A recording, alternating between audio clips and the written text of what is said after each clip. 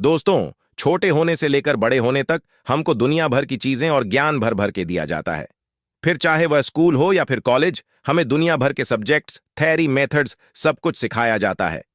यहां तक कि कुछ चीजें तो हमें ऐसी भी सिखाई जाती है जो हमारे जीवन भर किसी काम में नहीं आती, लेकिन वह चीज नहीं सिखाई जाती जो जीवन में सबसे जरूरी है, और वह है फाइनेंशियल एजुकेशन।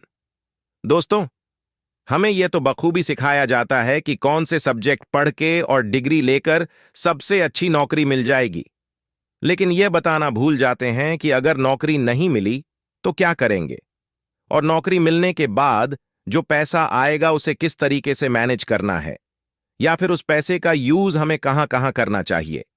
और अगर हम उस पैसे को ग्रो करना चाहते हैं और उस पैसे से और पैसा बनाना चाहते हैं, तो उसके लिए हमें क्या क्या करना होगा।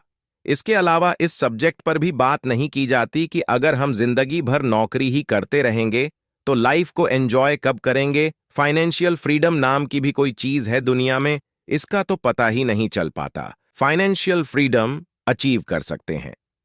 बुक का सबसे पहला और इंपॉर्टेंट लेसन है वर्किंग फॉर लर्निंग ऑथर का। कहना है कि जब भी हम अपने करियर या फाइनेंशियल जर्नी की शुरुआत कर रहे होते हैं तो ज्यादातर केसेस में हम सभी इस बात पर फोकस करते हैं कि इस काम या जॉब से हमें कितनी सैलरी मिलेगी, यानी कि हमारी अर्निंग कितनी होगी।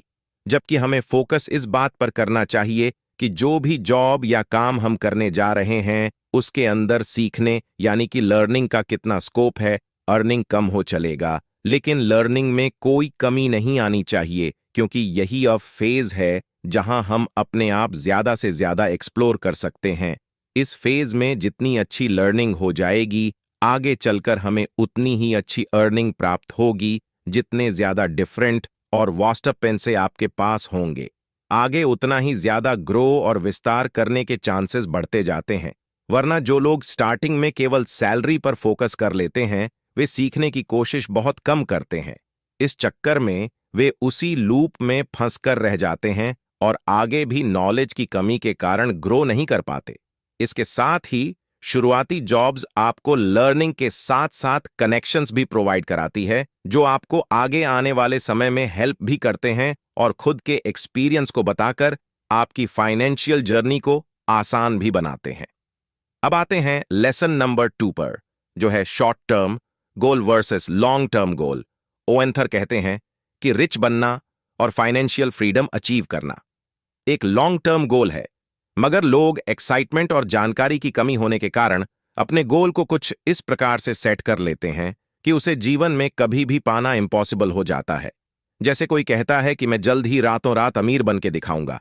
किसी को लगता है कि वह इतनी ज्यादा मेहनत करेगा और इतना ज्यादा पैसा कमाए कि अगले 2 साल में ही बिलियनियर बन जाएगा। ये देखने में तो बड़ा ही एक्साइटेड लगता है, मगर ये रियलिटी से कोसों दूर है। मोटिवेशन के लिए ऐसी चीजें बहुत बढ़िया है, लेकिन रियलिटी में ऐसा होना नामुमकिन है।